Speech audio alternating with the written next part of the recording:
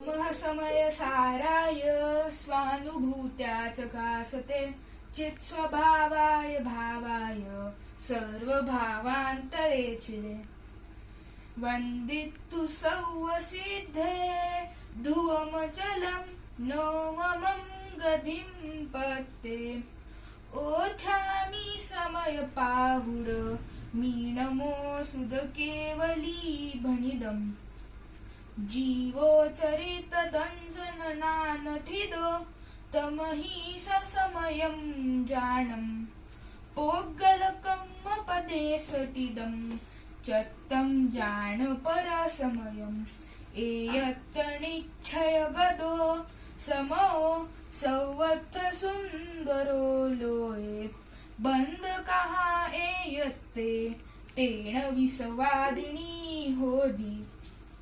सुदपरिचिदानुभूता सौवस्सवि कामभोगबन्धकः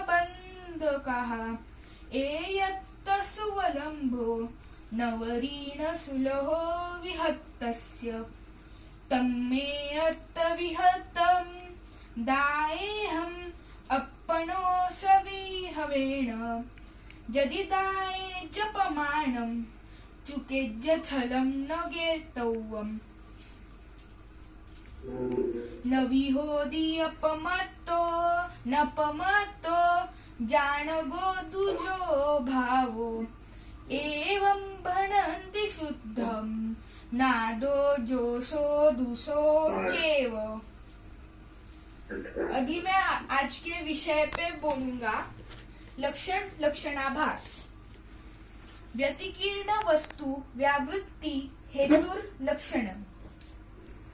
तो आज हम पहले इसमें 3 टर्म्स देखेंगे, लक्षण, लक्ष्य और अलक्ष्य। तो अभी जो मैंने बोला वो लक्षण की डेफिनेशन थी। तो इसका मतलब होता है मिली हुई वस्तुओं को पृथक करने या अलग करने का जो हेतु है उसे हम लक्षण कहते हैं। इसी को आचार्य अकलंकदेव अपने तत्वार्थ वार्तिक ग्रंथ में ऐसा लिखते हैं, परस्पर व्यतिकरे सति येनान्यत्वं लक्ष्यते तल्लक्षणम्। इसका अर्थ होता है परस्पर मिली हुई वस्तुओं में, परस्पर यानी एक साथ या फिर साथ में मिली हुई जो वस्तु है उसमें जिसके द्वारा पृथकता मतलब अलगपना या डिफरेंस, तो जिसके द्वारा वह डिफरेंस दिखाई देता है उसे हम लक्षण कहते हैं। अभी हम लक्ष्य देखते हैं। जिसका लक्षण बनाया जा रहा है या फिर जिसकी हम पहचान कर रहे हैं उसे हम लक्ष्य कहते हैं। हम इसे समझने के लिए एक उदाहरण देखते हैं। जैसे 6 द्रव्यों के साथ रहने वाले उस जीव को हमें पहचानने के लिए उसका उपयोग गुण या फिर जानने देखने का गुण से हम इस लक्षण से हम उसे पहचानते हैं। तो यहाँ उपयोग लक्षण हुआ और जीव लक्ष्य है। यहाँ इतना ही कहना है कि पहचानने का कार्य में हम जिसकी पहचान कर रहे हैं वो तो लक्ष्य है और जिससे पहचान रहे हैं वो लक्षण है। अभी हम अलक्ष्य क्या है वो देखते हैं। लक्ष्य से भिन्न जो पदार्थ है उसे हम अलक्ष्य कहते हैं। जैसे हम जिसकी पहचान कर रहे हैं वो तो लक्ष्य है, पर उससे छोड़कर बाकी जो भी वस्तुएं हैं उस समय के लिए हम उसे अलक्ष्य लेते हैं। अभी ये तो 3 टर्म्स हो गए। अभी हम इसके आधार पे लक्षण के भेद और लक्षणाभास क्या है वह समझेंगे। अभी लक्षण के मुख्यतः से 2 भेद है, आत्मभूत लक्षण और अनात्मभूत लक्षण। आत्मभूत लक्षण, आत्म प्लस भूत। तो आत्म का मीनिंग है अपना और भूत का मीनिंग है होना। तो आत्मभूत लक्षण का अर्थ होता है जो लक्षण वस्तु का अपना है उसे हम आत्मभूत लक्षण कहते हैं। इसके लिए एक उदाहरण देखते हैं। अग्नि का लक्षण है उष्णता या फिर पुद्गल का लक्षण है स्पर्श रस गंध वर्ण। जीव का लक्षण है ज्ञानादि गुण।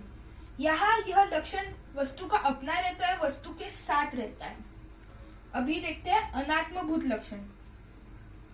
अन मतलब नहीं या फिर एक प्रीफिक्स जिससे हम अपोजिट करते हैं। आत्म मतलब अपना और भूत मतलब होना। तो अनात्मभूत लक्षण का अर्थ होता है जो लक्षण वस्तु का स्व या अपना होता है उसे हम अनात्मभूत लक्षण कहते हैं। यह लक्षण तात्कालिक होता है और उस द्रव्य या उस लक्ष्य के साथ पूरे समय के लिए तो नहीं रहता। इसके लिए एक उदाहरण, जैसे हम एक व्यक्ति को चश्मे वाला व्यक्ति कहते हैं। यह चश्मा तो उसका लक्षण हो गया, पर यह उसका अपना चश्मा नहीं है। यह वो इसलिए यूज कर रहा है क्योंकि कोई प्रॉब्लम है। तो यह अनात्मभूत लक्षण हो गया और यह उसके साथ हर समय नहीं रहने वाला, कभी तो छूटने वाला है। इस भाव में छूटेगा या फिर अगले भाव में। फिर इसलिए यह तात्कालिक भी है। अभी हम लक्षणाभास की चर्चा करते हैं। लक्षणाभास, लक्षण प्लस आभास। लक्षण का मीनिंग होता है जो लक्षण यथार्थ लक्षण नहीं होने पर भी लक्षण के समान प्रतिभाषित होता है, उसे हम लक्षणाभास कहते हैं। इसका हम शॉर्ट में मीनिंग देखें तो दोष सहित लक्षण को ही हम लक्षणाभास कहते हैं। इसके 3 प्रकार है, अव्याप्ति, अतिव्याप्ति और असंभव। अव्याप्ति, जो लक्षण लक्ष्य के एक देश में रहता है उसे हम अव्याप्ति लक्षणाभास कहते हैं। अगर हम अव्याप्ति की शब्दफोड़ करें तो अ मतलब अपोजिट प्रीफिक्स, फिर व्याप्ति मतलब फैलना या पसरना, फिर इसका मीनिंग होगा जिस जो लक्षण लक्ष्य के संपूर्ण भागों में नहीं है पर हाँ वो कुछ भागों में तो है। इसकी हम और एक बहुत सिंपल डेफिनेशन बना सकते हैं। जो लक्षण द्रव्य के संपूर्ण क्षेत्र, कालों और भावों में नहीं रहकर कुछ ही द्रव्य क्षेत्र काल भाव में रहता है। इसके लिए हम उदाहरण देखते हैं, जैसे जीव का लक्षण संसारी। यहाँ पर जीव संसारी तो होते हैं पर उसके साथ बहुत जीव तो मुक्त भी होते हैं। तो इसलिए हम इधर अव्याप्ति दोष आएगा और इसलिए हम इसे अव्याप्ति लक्षणाभास कहेंगे। फिर आते हैं अतिव्याप्ति दोष पे। जो लक्षण लक्ष्य और अलक्ष्य दोनों में पाया जाता है वह लक्षण को हम अतिव्याप्ति लक्षणाभास कहेंगे। तो अभी इसकी शब्दफोड़ करें तो अति मतलब अधिक और व्याप्त मतलब फैलना या पसरना। तो जो लक्षण उस लक्ष्य में है तो है पर बाकी वस्तुओं में भी है। इसके लिए हम और एक उदाहरण लेते हैं, जैसे गाय का लक्षण पशुपना। हाँ, गाय का लक्षण पशुपना है पर बाकी सभी तिर्यन से जैसे घोड़ा, बकरी, कुत्ता, बिल्ली, इनमें भी पशुपना आता है। इसलिए हम इसको अतिव्याप्ति लक्षणाभास लेंगे। अभी असंभव दोष, जो लक्षण उस लक्ष्य में पाया ही न जाए।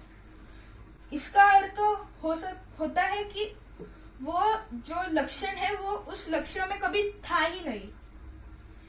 और इसका हम एक उदाहरण देखते हैं, जैसे पुद्गल का लक्षण अमूर्तिकपना।